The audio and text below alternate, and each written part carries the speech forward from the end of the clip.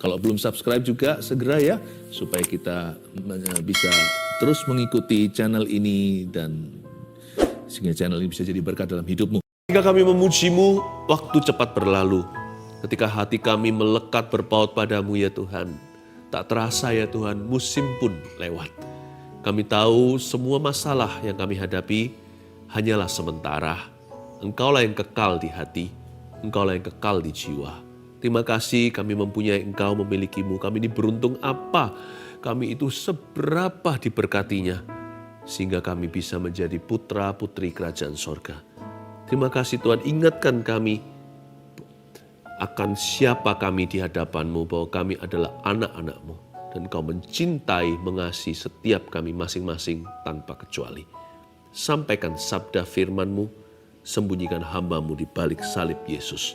Dalam nama Yesus, haleluya, amin. Ambil Alkitabnya, kita mendengarkan renungan. Saya kasih sedikit preview besok akhir pekan ini, yakni hari Minggu. Saya akan memulai 2 kali hari Minggu back to back, seri pengajaran yang berjudul Berkat Musa atas 12 suku Israel. Jadi waktu saya selidiki, waktu Musa mau mati, sudah hampir meninggal dunia itu, dia mendoakan 12 suku Israel, dan kata-katanya itu sangat-sangat luar biasa. Dan ternyata 12 anak atau 12 putra Yakub itu sangat relevan dengan kehidupan Anda dan saya di zaman modern ini loh. Kita kira itu perjanjian lama, Allah kita nggak berubah. Ternyata manusia tetap manusia, dan berkat tetap adalah berkat. The power of prophecy, kuasa nubuatan. Jadi jangan lewatkan ya. Saya nggak tahan kasih early announcement atau pengumuman dini supaya Anda mengikuti. Jangan lewatkan itu. Dan juga yang belum subscribe di YouTube, segera supaya komunikasi kita terus terhubung. Karena ada banyak sekali pengajaran yang akan mengubah kehidupanmu. Anda akan mengalami kuat kuasa firman. Ya, dan kuat kuasa Roh Kudus juga, karena Roh Kuduslah hembusan firman itu. Saya yakin hidup Anda akan diubahkan. Nah, sekarang kita akan dapatkan renungan singkat untuk saat teduh kali ini yang berjudul Hidup Tanpa Penyesalan. 3 ayat saja dari Filipi pasal 3 ayat 12, 13, dan 14. Hidup tanpa penyesalan atau tanpa perasaan bersalah yang berlebihan. Kalau Anda hari ini masih ada perasaan tertuduh sesuatu, mungkin salahmu, mungkin salah kita, mungkin salah saya. Mungkin karena manusia kan tidak lepas dari kesalahan. Kabar baik, good news-nya adalah hari ini Tuhan akan memberimu kelegaan. Ya, gak peduli dosamu semerah kirmisi, bisa menjadi lebih putih dari salju kalau kita menghadap Yesus Kristus dengan tulus hati. Hidup tanpa penyesalan ternyata memungkinkan. Kita gak harus mengangkat perasaan bersalah itu kemana-mana. Atau a life that is guilt-free. A life without guilt. Salah satu perasaan yang paling kesel sekali kalau kita ada di dada kita. Satu feeling yang sangat menghantui adalah perasaan guilty. Dan orang gak akan bisa happy kalau dia merasa bersalah. Itulah sebabnya Yesus mati di kayu salib untuk mengampuni dosa. Bukan hanya mengampuni dosa kita yang sudah kita lakukan, tapi juga menyucikan, membasuh hati nurani kita dari perasaan tertuduh. Jadi kalau hari ini Anda masih menyimpan perasaan itu, berikan ke Yesus. Yesus sudah bayar semua dosa. Nah, kita baca dulu ayatnya di pasal 3 Filipi ayat 12, 13, 14. Bukan seolah-olah aku telah memperoleh hal ini, kata Paulus, atau telah sempurna, melainkan aku mengejarnya kalau-kalau aku dapat juga menangkapnya, karena aku pun telah ditangkap oleh Kristus Yesus. Saudara-saudara, aku sendiri tidak menganggap bahwa aku telah menangkapnya, kata Paulus. Tetapi ini yang kulakukan, aku melupakan apa yang telah di belakangku dan mengarahkan diri kepada apa yang di hadapanku. Dan berlari-lari pada tujuan untuk memperoleh hadiah, yaitu panggilan sorgawi dari Allah dalam Kristus Yesus. Hari ini Tuhan menawarkan pengampunan dosa. Jadi one of the greatest blessings that God gives us through the death of His Son, salah satu berkat terbesar yang Bapa berikan pada kita umat manusia melalui pengorbanan putranya, Yesus Kristus, adalah pengampunan dosa. Bukan hanya itu, bukan hanya dosa masa lalu, tapi kita ini bisa memiliki masa depan yang penuh pengharapan, tidak harus hidup dalam penyesalan. Nah, Paulus ajarkan, Paulus ini dosanya banyak. Dia ini pembunuh, pembenci Tuhan, penganiaya. Stefanus pun, bukan dia sih, orang-orang yang merajam, tapi dia yang kasih surat perintah. Ya sama aja, dia mastermind-nya. Paulus adalah seorang rasul yang beranjak dari orang yang sangat berdosa, sangat hitam hatinya. Ada banyak hal yang patut menghantui dia, tapi Paulus punya satu prinsip kebenaran yang dia pegang sejak dia bertemu dengan Tuhan.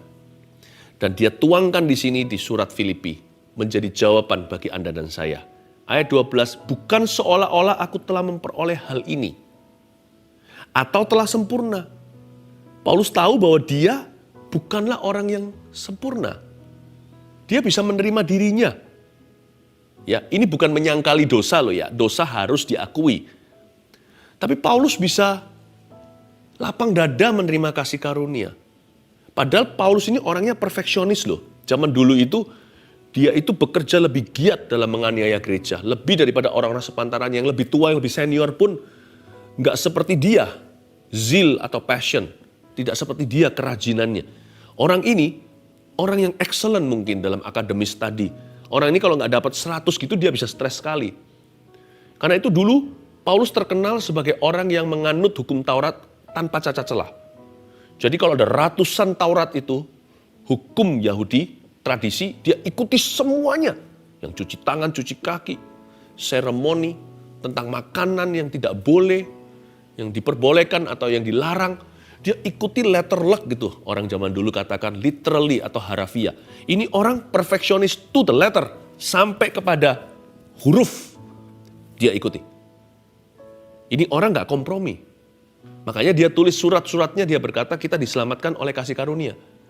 Karena hukum Taurat tidak menyelamatkan. Buktinya katanya, aku loh ikuti semua Taurat itu. Hatiku tetap penuh dengan evil dan kejahatan. Rasul Paulus itu notabene kepribadiannya perfeksionisme. Nah, perfeksionisme itu bukanlah buah roh, kedengarannya saleh. Orang itu perfeksionis. Ya. Tapi orang perfeksionis itu bahaya. Kalau dia sempurna, dia lekas sombong. Tapi kalau dia nggak sempurna, dia cepat minder. Orang perfeksionis itu nggak akan pernah ketemu Tuhan. Saya nggak ajarkan bahwa kita asal-asalan dalam bekerja. Ya tentunya kita harus targetkan sempurna.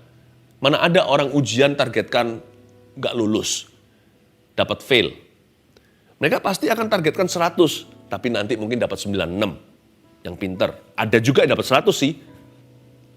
Ya, mungkin dapat 70. Saya nggak ajarkan bahwa kita jadi orang itu nggak punya cita-cita yang tinggi. Bukan. Perfeksionisme itu bukan. Perfeksionisme itu obsesi. Dan banyak orang tidak bisa menerima dirinya karena dia menuntut dirinya agak sedikit keterlaluan dalam menuntut dirinya sendiri. Padahal Tuhan sendiri tidak menuntut kita demikian. Jadi sebenarnya lawan kata perfeksionisme itu lawan kata sempurna itu bukanlah tidak sempurna, tetapi terus belajar dan berubah. Yang penting itu. Makanya Paulus berkata di sini, bukan seolah-olah aku telah memperoleh hal ini atau telah sempurna, melainkan aku mengejarnya. Dia berkata yang penting pokoknya aku berusaha. Aku mau belajar terus atau terus belajar. Yang penting aku terus berubah. Seperti lagu sekolah minggu waktu saya kecil dulu pernah datang di gereja. Lalu guru sekolah minggu ajarkan lagu simple sekali. Dikit demi sedikit. Tiap hari, tiap sifat. Yesus dia ubahku. Sejak ku terima dia. Hidup dalam anugerahnya. Yesus dia ubahku. Oh juru selamat. Ku tidak seperti dulu lagi. Meskipun tampak lambat. Namun ku tahu. Ku pasti sempurna nanti. Lawan kata perfeksionisme itu terus belajar dan berubah. Sekalipun lamban, Tuhan akan menunggu kita. Bahkan Tuhan akan menolong membantu kita. Karena itu Paulus berkata, melainkan aku mengejarnya kalau aku dapat juga menangkapnya. Dia targetkan sempurna. Tapi namanya orang masih belajar. Jadi Paulus bisa menerima dirinya ketika dia gagal mencoba. Karena aku pun telah ditangkap oleh Kristus Yesus. Maksudnya Yesus mencintai saya apa adanya. Jadi teruslah belajar dan berubah. Itu yang penting sih. Progress, not perfection. Nah pertanyaannya sekarang, Anda progress atau regress? Kalau kita jatuh, asal kita nggak sengaja, cepat bangkit. Tapi kalau kita dosa secara sengaja, jangan diterus-terusin, cepat bertobat. Pokoknya yang penting progress, lari ke arah Tuhan. Kalau bisa jangan sengaja. Tapi kalau sengaja, jangan diterusin mencobain Tuhan. Cepat balik, cepat kembali. Tuhan menunggumu, Tuhan menanti. Nah, orang yang terus belajar dan berubah tidak hidup di dalam alam tanda kutip seharusnya. Atau gini loh, banyak orang itu suka pikirannya gini, aduh seharusnya aku begini. Atau aku tidak seharusnya begitu. Jangan tinggal dalam alam seharusnya. Nanti akan sangat menderita loh batin Anda. Kalau Anda tahu segala sesuatu, kan Anda Tuhan namanya kalau tidak pernah membuat kesalahan. Kata seharusnya, aduh tahu begini seharusnya nggak saya jual itu rumahku. Atau aku tahu, aku tidak seharusnya percaya sama orang itu. Ya, namanya manusia itu pewahyuannya terbatas. Ya kan, manusia tidak tahu hari esok, kesusahan sehari hanya untuk sehari. Kalau kita tinggal dalam kehidupan should or should not, I should have, aku seharusnya, I should not have, tidak seharusnya saya menderita selama-lamanya. Orang begitu gak akan pernah ketemu kasih karunia, karena dia gak bisa menikmati penerimaan Allah. Seperti anjing yang kejar ekornya gak ketemu-ketemu gitu. Itu juga yang setan mau, supaya hidupmu penasaran dan kelewatan Tuhan. Supaya nggak bisa terima pengampunan, supaya nggak bisa terima penerimaan, supaya nggak menerima janji Tuhan. Karena Anda masih sibuk dengan dirimu sendiri. Tuhan bicara, aku mengampunimu. Tunggu, aku coba sekali lagi. Bukan menerima anugerah, dapat kekuatan untuk melakukan. Tapi tunggu Tuhan. Aku mencoba dulu, nanti kalau sudah beres, aku datang padamu. Nggak pernah ketemu. Ya, terlalu sibuk dengan dirinya. Itu yang setan mau. Setan ingin membuat Anda tidak bahagia. Setan ingin menambah penyesalanmu, bukan menambah sukacitamu. Hati-hati jangan hidup dalam alam seharusnya. Ya, teruslah belajar dan berubah. Itu yang penting. Yang penting itu, katakan pada dirimu sendiri. Yang penting, coba katakan, yang penting, saya terus belajar dan berubah. Ya, yang utama adalah hati yang mau diajar dan rendah hati untuk mau dikoreksi sama Roh Kudus dan orang lain juga. Udah begitu aja. Nah berikutnya di ayat yang ke-13. Saudara-saudara, kata Paulus, aku sendiri tidak menganggap bahwa aku telah menangkapnya. Tetapi ini yang kulakukan. Aku melupakan apa yang telah di belakangku. Dan mengarahkan diri kepada apa yang di hadapanku. Aku melupakan apa yang telah di belakangku. Paulus ini bisa move on. Banyak orang gak bisa move on hari-hari ini. Banyak orang kesulitan untuk mengampuni dan melupakan. Kesalahan orang lain tentunya, dan kesalahan dia juga. Banyak orang tidak bisa mengampuni dirinya. Kalau Anda dan saya tidak bisa move on, kita akan terikat dengan masa lalu. Dan kemungkinan besar kita akan jatuh ke lingkaran setan. Karena itu penting sekali to let go and let God.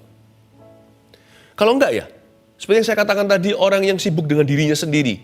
Diajak bicara sama Tuhan aja nggak bisa. Tuhan disuruh nunggu, suruh antri. Tunggu ya, sampai aku beres dengan kekuatanmu. Tambah kita berusaha dengan kekuatan daging kita, tambah keruh. Berapa banyak orang ketika tanah liat di tangannya itu sudah hancur total, dia coba berusaha lagi jadi serpihan malahan. Serahkan ke tangan penjunan. Saya jadi ingat cerita tentang di kolam Bethesda. Satu orang ditanya sama Yesus, lu mau sembuh nggak? Dia bilang, tapi Tuhan. Tuhan tanyanya sederhana, mau sembuh atau tidak?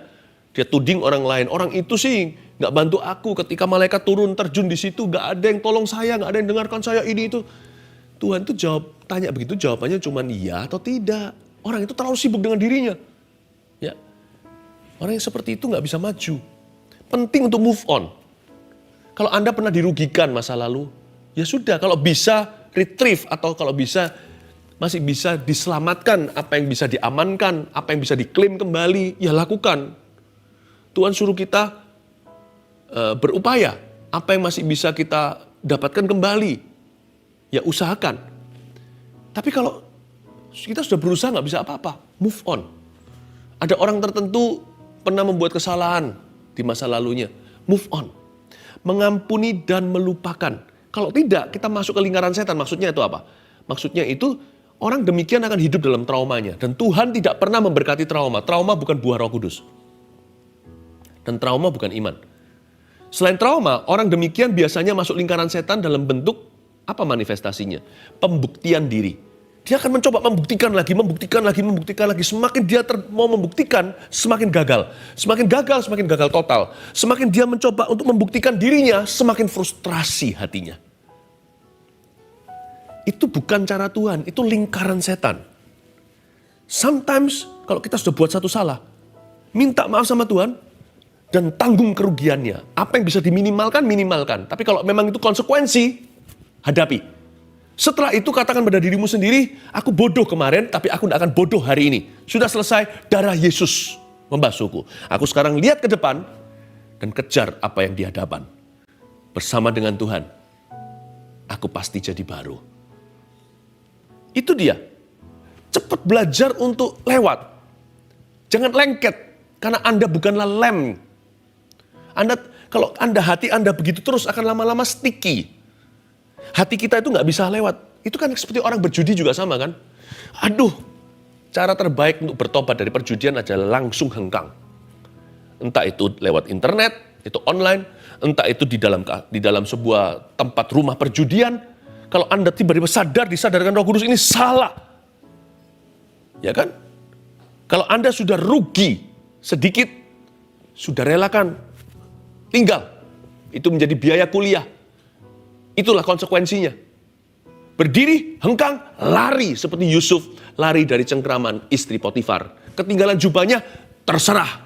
Mau nanti dituntut kemudian, nanti aja urusan. Pokoknya yang penting sekarang saya lari dulu. Menjauhi setan. Sekarang lari ke arah Tuhan. Cara terbaik adalah hengkang, enggak begini. Aduh, aku merugi $1.000, katakanlah. Aku coba main lagi, siapa tahu bisa aku kembalikan 1.000 itu nanti. Setelah Anda main lagi, 10.000 ruginya. 10.000 penasaran. 10.000 kalau aku sekarang pergi, aku harus hidup dengan memori kalah, belum lagi uangku tidak bisa kembali. Jadi saya coba lagi, siapa tahu nanti saya bisa perkecil, kalau nanti saya sudah dapat 9.000 dari 10.000 itu, sisa 1.000 kerugianku, aku hengkang. Bukannya sisa 1.000, 9.000 kembali, dia inginnya sih menang sekarang supaya kerugiannya bisa diminimalkan. Malah justru kalah 19.000. Disitulah orang bunuh diri. Karena lengket hati. Hatinya sudah stuck, sticky dengan itu. Leave. Kalau kita lagi marah sesuatu, lari. Hitung.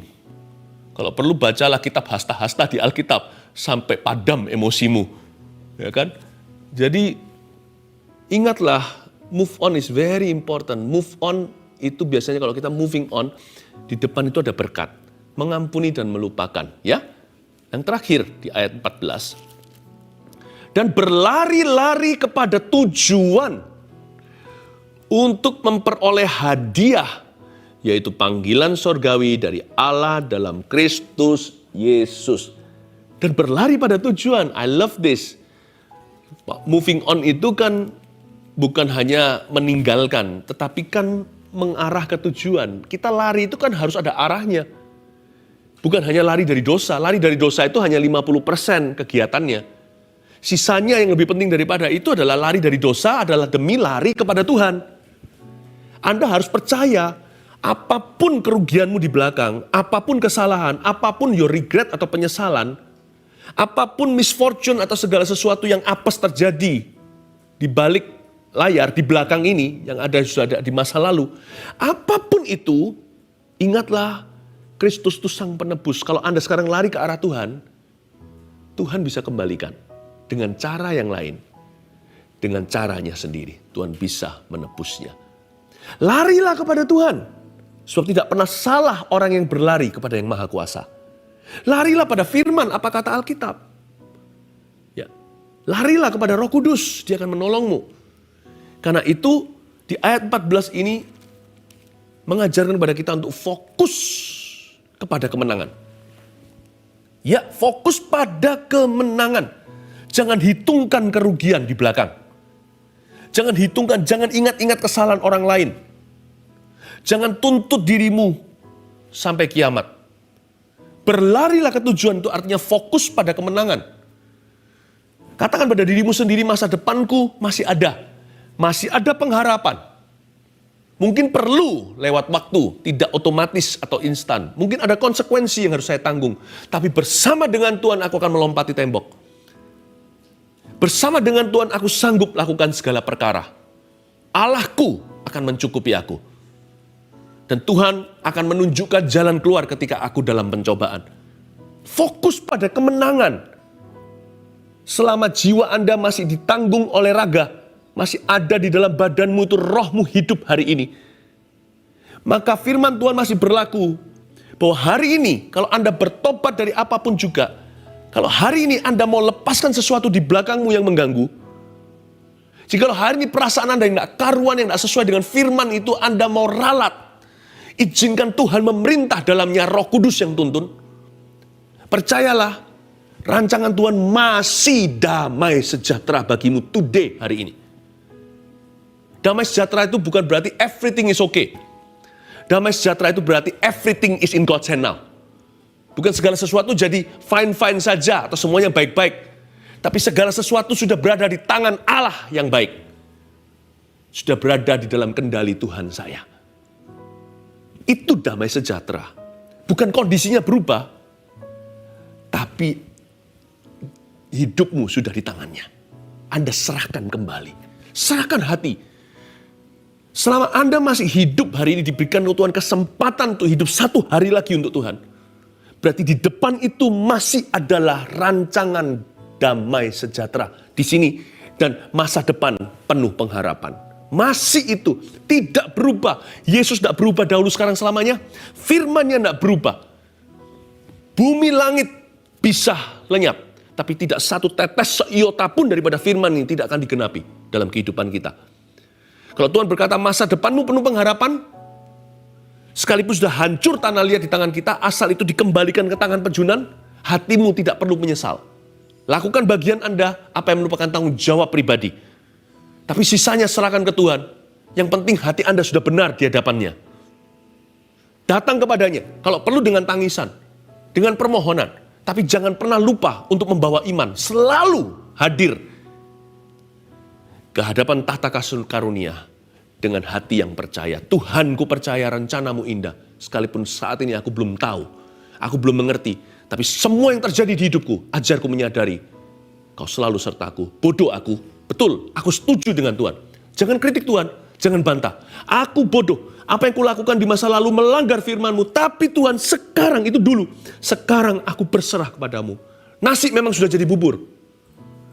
Saya tidak bisa ubah kembali bubur menjadi nasi. Saya tahu. Maka itu, saya memutuskan untuk bubur ini, saya makan. Kenyang tidak kenyang, lebih baik daripada tidak ada makanan. Kalau nasimu sudah menjadi bubur, doa dulu ya sebelum disantap. Dan kalau Anda syukuri, siapa tahu suatu hari Anda mengerti. Anda akan mengerti bisa bikin bubur yang terbaik nanti mungkin di kota itu. Bisa jadi rencana kedua, plan B-nya Allah, sama indahnya. Apa yang terlambat menurut pandangan manusia, nasi jadi bubur tadi yang saya katakan, jangan-jangan Anda nanti akan jadi juragan bubur. Siapa tahu Tuhan akan membangkitkan usaha restoran bubur yang paling laku dan laris di kota. God can work miracles through plan B. Tidak perlu ada penyesalan selama hatimu berserah. Asal ada tanggung jawab, tidak ada tipu daya di dalam jiwamu, tidak ada pertukaran bayangan. Tuhan sanggup mengambil tanah liat yang hancur di tanganmu yang tidak mampu. Dan di tangan pejunan menjadi bejana lain yang baik di mata Allah. Allah sanggup. Fokus ke kemenangan. Fokus pada kemenangan itu maksudnya apa? Fokuslah kepada perbuatan Tuhan di depan. Tuhan masih akan berbuat sesuatu, aku tahu. Gak apa-apa Tuhan, hukum saya. Kalau memang saya salah, hukum saya. Atau kalau saya bodoh ya sudah saya tanggung. Apa yang hilang ya hilang. Tuhan gak harus kembalikan, Tuhan gak utang apa-apa sama saya. Ya Tuhan, apa yang sudah terlanjur ya sudah terlanjur. Tapi aku tunduk kepadamu, mulai hari ini aku tunduk kepadamu, lawan iblis, dan iblis akan lari daripadaku. Yakobus 4 ayat 7. Aku tunduk kepada engkau. Aku sekarang mengarahkan mataku ke depan. Bukan melihat lubang pada donatnya, aku lihat donatnya. Aku melihat perbuatanmu. Perbuatanmu masih besar. Engkau tidak pernah melupakan aku. Aku masih di tanganmu, di pikiranmu, di rencanamu. Aku akan mengarahkan seluruh mata rohaniku untuk tertuju kepada perbuatanmu yang masih akan terjadi di hidupku. Beritahu sama setan, lalu menoleh sebentar ke belakang dan berkata, siapa bilang sudah game over? Katakan sama setan, God is not done with me. Not yet. Tuhan belum selesai dengan saya. Fokus pada perbuatan Allah, perbuatan Tuhan di depan.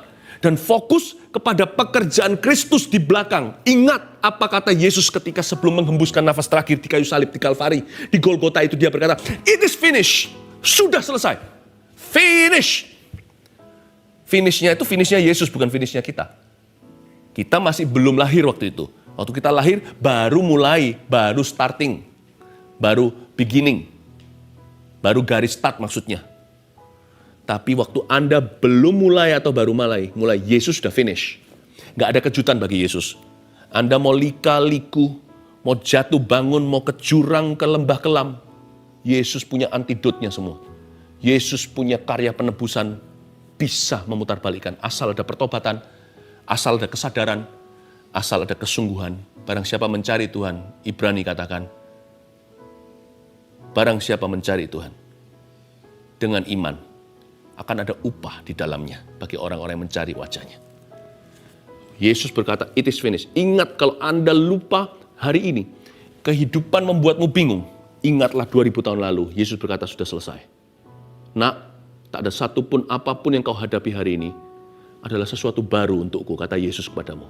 Tidak ada sesuatu yang mengejutkan, tidak ada sesuatu yang bisa membuatku panik, tidak ada sesuatu yang membuatku garuk-garuk kepala dan berkata, di mana ya obatnya atau apa jalan keluarnya. Serahkan ke tanganku, akulah pejunanmu. Aku akan membentuknya menjadi bejana yang sama. Gak kelihatan sama sekali crack atau bekas retaknya atau bejana yang baru. Serahkan padaku, my will be done. Kehendakku yang akan terjadi atasmu. Fokus pada kemenangan, perbuatan Tuhan di masa depan, dan perbuatan Kristus di masa lalu. Anda sudah dijebak dengan kesempurnaan. Kesempurnaan itu bukanlah Anda dan saya. Kesempurnaan itu punya nama. Do you know his name?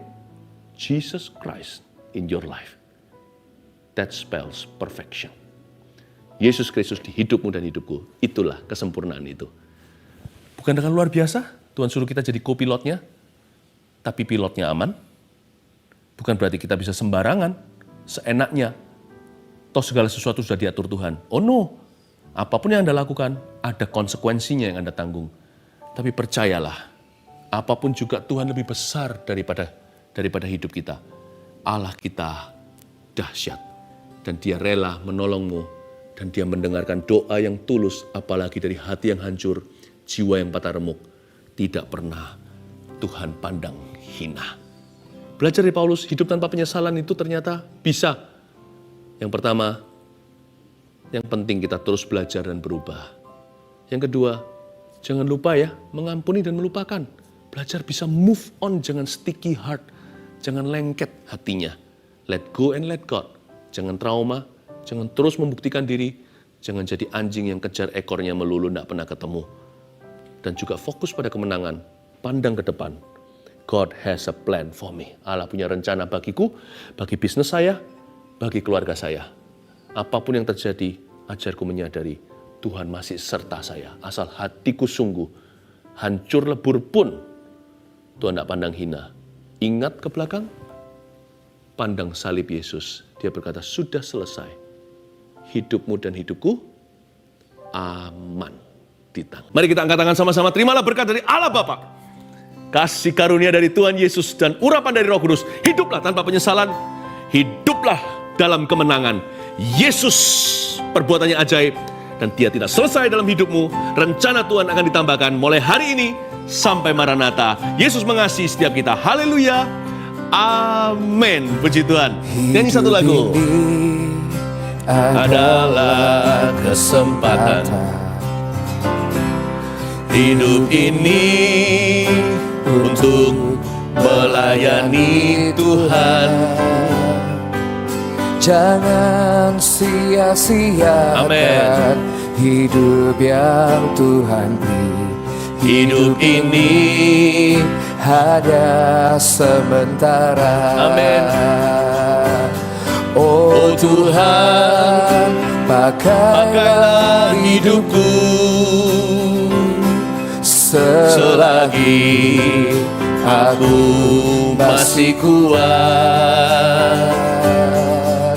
Bila saatnya nanti ku tak berdaya lagi, hidup ini sudah jadi berkat. Redo, sing. Amin.